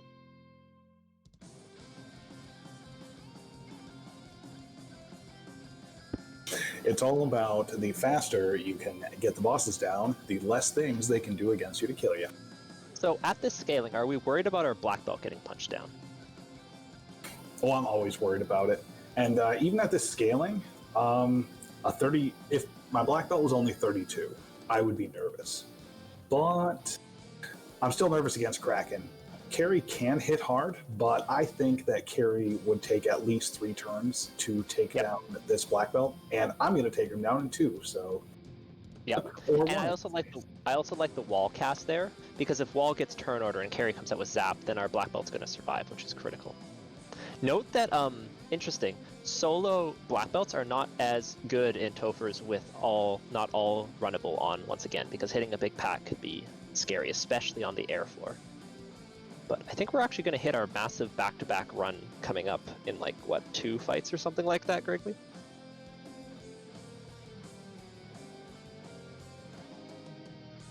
I know I already lost count. Yeah, I honestly, when I'm playing, I don't keep track that carefully. I just keep track of the very beginning for the most part, and then I keep track of how nasty the seafloor is, so that way I know if I want to come in on the same encounter table or not. Yeah, so Naga Water, which you guys are probably watching now, that's had me a little scary, and then you guys are going to see one more encounter right after that. Okay, yep. I should not see any more encounters until I see Chaos, but there is 1 extra encounter per floor in the vanilla, so I may see 1 more. I may see 1 more between now and Chaos, but I should not see 1 more. Yeah. And that's just because of the extra encounter, extra number, essentially, that can be rolled that's added on each of these floors. So, and here we go. Big runtime. This is it right now, so... And it's, of course, the scary encounter, which you guys will see here in a second, that my guys don't want to run away from or do anything with. And so Gregory also using the free tiles on the bottom of rooms, as well as, you can't really avoid the door tiles, but using those as well, but, still can get these encounters. And this is just because the water floor has 3 more encounters per 256 than the default dungeon encounter rate. So that does happen. Um, And with this kind of manipulation, like this is a pretty advanced skill. So if you don't get it or get the hang of it right away, like don't get discouraged. I do not have this down yet. I am to the point where I could tell when I'm going to get like a lot of encounters on the earth, on the water floor, and I just brace for impact. Like I Yep. see the train coming, but I can't do anything about it. I do the exact same thing. I go more with the like what I can change rather than just like knowing where I am. But I know like excellent runners are doing far more than that. The best way to learn encounter manipulation, honestly, is just to like practice. Oh my goodness. Okay, we lived. So Kraken 11. Things are getting crazy. Nope. That's not good. Uh-oh. Don't do it. Yeah, Oh God. it happens sometimes. Wait, no way. Yep. It did happen. Oh Yeah. my goodness. I know, isn't that crazy? Back reset. road and Don't reset. I'm not. So we're not going to reset because I want you guys to see that we can keep the levels that we got here. But that's pretty unfortunate that we got not only back road from Kraken, but then a high enough nuke roll on our black belt to take him down. So it's just what it is. It's rando's gonna rando, as they say, right? And that was a really hard hit by Kraken. Like normally Kraken does hit hard, but with 60 to 150, I wouldn't expect Kraken to hit you for 500. Yeah. So we made it through that. No huge deal. If we had life, it'd be fine. But obviously we never saw life. I mean, it might have been in Melman. I never checked because we never actually went into Melman. So it might have been there. But we're trying to actually die. We're not even doing anything else. The whole point of this is to just die so that we can keep the levels that we got here.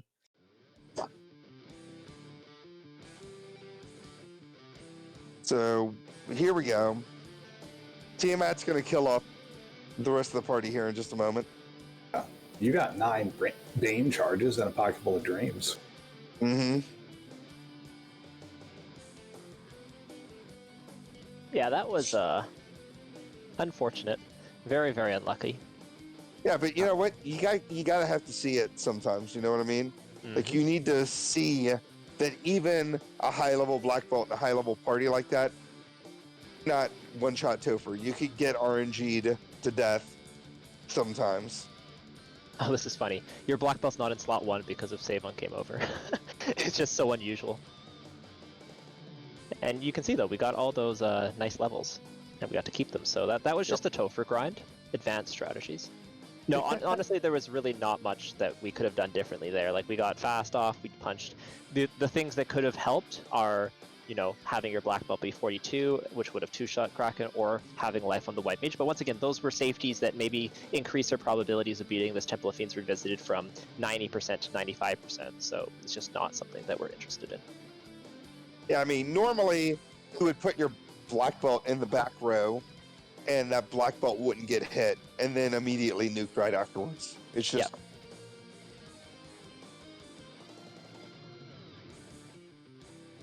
So this seed, I want to point out something that's pretty awesome about the seed.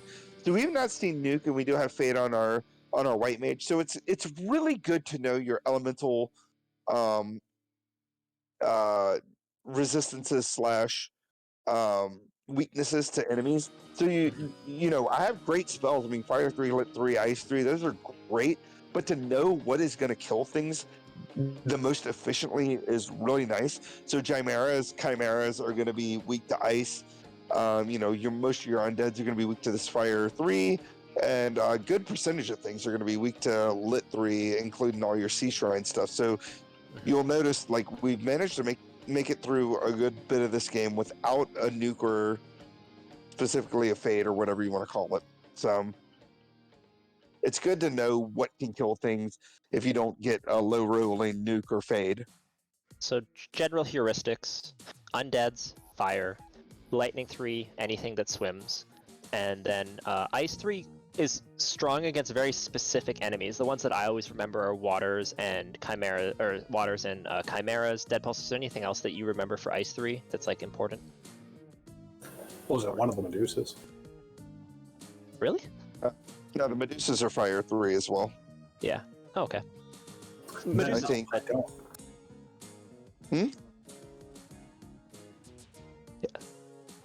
Yeah, but the big ones are chimeras and oh, also Ice 3 is of course effective against anything that is like fire. Nightmares. It was nightmares. Oh, nightmares. Yes, that is Nightmares. the right one. That is the right one to be aware of. Yes. Yeah. So, yeah, just keep those in mind. But yeah, nightmares, chimeras, and waters are the key ones to remember that Ice 3 is good against, because those are like really important enemies that sometimes can be hard to kill. So that's why it's good. Right here in a second that are unrunnable or weak to Ice 3, but they're also in the Fire Temple, so it kind of makes sense that they would be weak to Ice 3. Same thing with our Hydras. But it's weird because there are certain enemies like our Goyles that completely resist Ice 3. Like, why? Why are you that way? It's like the Babadook. Why are you the way you are? Yeah, it's like Fire 3 is strong against Earth Elementals, which is also one that like I didn't know for the longest time. And it's just because Earth Elementals are in Earth Cave, and everything in Earth Cave is weak to Fire 3. I'm about to lose one of my Black Mages because I wasn't healing. Oh. I got ambushed by something. Oh no, disaster. Not really. Really? It's fine. Our Black Belt will be 42 this time. Not my Black Belt, the Black Mage. Good thing we have two. No, but I'm saying like your Black Belt's going to be 42 by the time we get anywhere this time. Exactly. Old Miss menu coming up here with this Lit 3. So you'll notice I'll throw out a couple of fasts here. I throw them out first because I'd rather fast land before temper. Mm-hmm. And there's a reason behind that, because if you get more hits, you're going to do more damage versus landing a temper off, if that makes sense. Temper is additive to the number that you're multiplying, but changing the multiplier is always better. Well, that's more complicated than that, but essentially, if you're going to add to one number or the other, add to the smaller number when two numbers are being multiplied together, right? So that's going to help more. If you're going to add 5 to one or 5 to the other, you want to double the number of hits more than you want to increase the damage you're doing per hit when you're going from 40 to 55 versus going from 5 to 10. This case. So I want to point out something here. I'm getting a very different seafloor than I saw earlier. Mm-hmm. Like, I got ambushed by these waters that are coming up that you guys are going to see here. I had a hard time getting away from that. The seafood party pack was harder to get away from. The Naga water was a bigger pack that I think ambushed me as well. So understand something. Like, while you want to get good at the game and you want to be the best that you can be at the game, sometimes things are just going to happen. Mm-hmm. And that is just the game. You are going to play the best game that you can play, and the game decides, nah, bruh. And you're just going to have to deal with that. Yep. And you are going to see things that your opponent's not going to see, and it's no reason to freak out or get upset or think that you're not doing well or that you didn't do as well as you should have done. Sometimes you will lose because you saw things that your opponent didn't see. And that is just the bottom line. It's also important, though, to not fall into the trap of it's all RNG and there's nothing I can do. Like, the best analogies to Final Fantasy Randomizer is poker or Magic the Gathering, that they're high variance games with a high element of skill. And the best players are going to win, 60 or 70% of games, not 100% of games. So just keep that in mind. And this is where I want to go back to what Dead Pulse was saying earlier, which is being intentional, making sure you have reasons for why you're making decisions. Make it so that when decisions don't turn out, you can analyze whether it was just bad RNG or if it was actually a mistake that you made. So this is where Locke would actually be kind of handy here. Yeah. So Kraken is just not playing around with me. He, no joke here. Big old hits. Big old. Yeah, he is no joke. Actually, a little bit scary because without fast, these fiends are going to be a little bit nasty. Now, this punch should do the trick, but we're going to be fastless for Tia and Chaos, and we don't have a ton of Invis either. Oh, but we don't really have to worry about it. We're pretty close to 42. Yeah, we didn't hit 42 either. We actually kind of want to take a fight on the sky floor. We probably won't see a fight here. Yeah. So what we're going to do is we're going to basically just... Oh my gosh. Come on, game.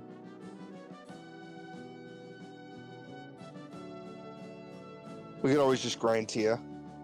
Just kidding. Oh my goodness, game, yeah. Okay, nuclear coming out. Wall. Okay, so Tia here has between 1100 and 3300 HP. We've done just over 1100 now. This is a little scary. Yeah. We are a little short on magic. Bonk was not incentivized, but the incentivized defense sword would be very helpful, but it's not really something that's worth going out of your way for most of the time with this black belt comp. Okay, we get through. Yeah, but we're completely out of heals thanks to the fact that my white mage didn't have anything. So, yeah, I mean, that's it. We've got about 700 HP, I mean, a 41 black belt. Granted, if we wipe here, well, we still got, you know, a 41 black belt at the end of it all. Yeah, so we're going to move the white mage up to slot 1, and we're going to go whole day and pray against Tia. It's very unfortunate that we're level 41. So at the beginning, when Jat was talking about everyone likes to see big numbers, apparently the Fiends decided they also wanted to see that. Mm-hmm.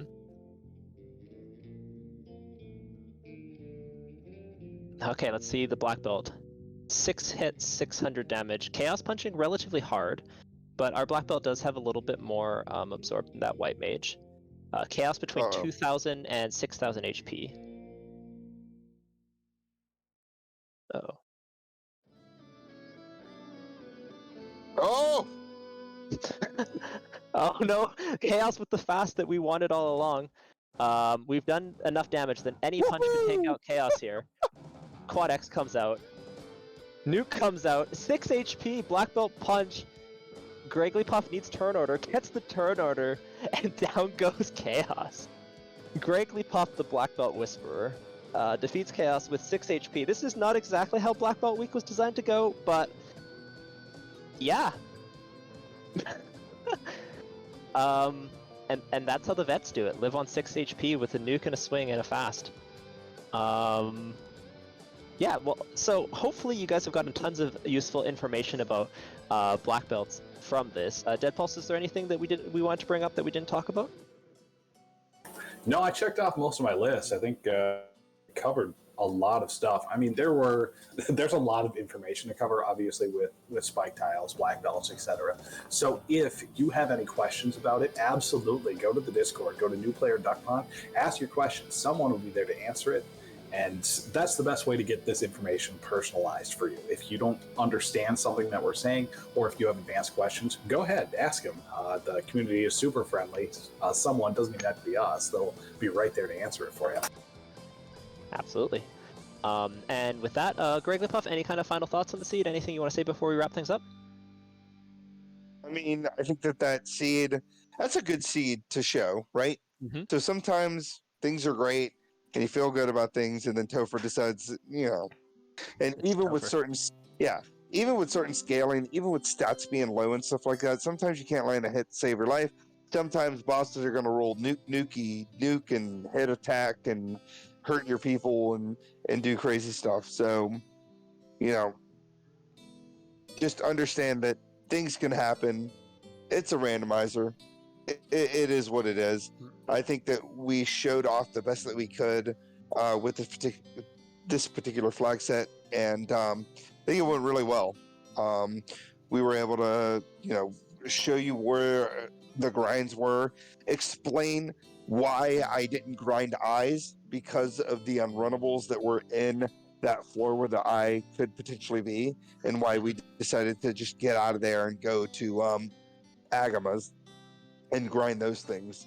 So I think overall, I think it went pretty well. Gregglypuff back to his happy place, punching Agamas. Yeah. And yeah, with that, we'll let Dark Moon take us out of here, but I just want to remind everyone the Duckling Weekly will drop tomorrow morning, in the morning, usually around 8 a.m. Eastern Daylight Time, and I hope you all run out. I think we got 42 runners as when I last checked, so one away from our highest ever, which was last week, and I'm hoping to get 43 again this week, so I'm looking forward to seeing you all in the Duckling Spoilers chat. I don't think I actually will run this one, but I know Dead Pulse and Gregglypuff will have some times for you all to compare against, and with that, I'll pass it over to Darkmoon to take us out of here. Thanks again to RPG Limit Break for hosting us. Darkmoon? Thank you guys for watching this special presentation of the Final Fantasy Randomizer, our Duckling Boot Camp that we're doing here for the summer Duckling Boot Camp and Duckling Derby that will come to follow. This is our presentation for our new players to help train you in everything you need to know to play the Final Fantasy Randomizer. If you liked what you saw here, want to see more, we invite you to come to FinalFantasyRandomizer.com where you can find links for the Discord and the development Discord. When you're in the community, we also have links for the YouTube channel that will host the previous weeks for this and for our extra credit classes as well as everything we've done for basically the last 3 or 4 years as a community. They're collected in the YouTube channel so you can catch up on all the VODs of everything you want to watch. We will have the async for this posted, as Jack noted, tomorrow morning. We will have an extra credit class that we will be doing on a pirate stream, I believe, actually on my channel here, Darkmoon Firelight, on Twitch. That will be Thursday at 9. Gonna have Ale jump in the booth with me to do a special extra credit class that we'll have as an async later in the week.